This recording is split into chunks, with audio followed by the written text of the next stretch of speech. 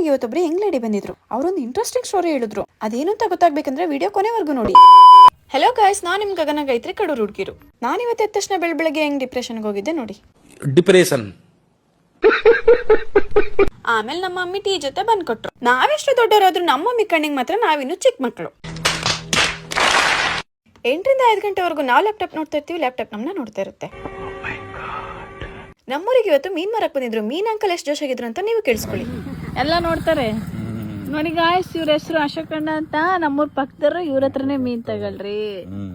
Very good.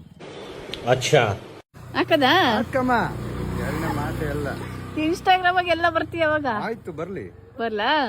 ಹಂಗಿದ್ರೆ problem ಇಲ್ಲ, ಹಾಕದೆ. ಅಕ್ಕೋ ಅಕ್ಕೋ. ಆಮೇಲೆ ನಮ್ಮ ಮನೆಗೊಬ್ರು ಯಂಗ್ ಲೇಡಿ ಬಂದಿದ್ರು. ಅವ್ರು ಹೆಂಗ್ ಮಾತಾಡ್ತಾರೆ ಕೇಳಿಸ್ಕೊಳ್ಳಿ.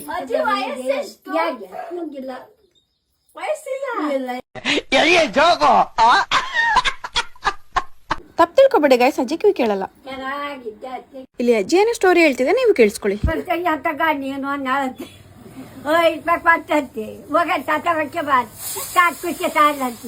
ಒಂದು ಬಿಳೆ ಪಾದ ತಾಲತ್ತೆ ಹೋಗದು ಕ್ಯಾರಿ ಮೇಲೆ ಹೋಗ್ತಾ ಕಾಪೆ ಕೊಟ್ರು.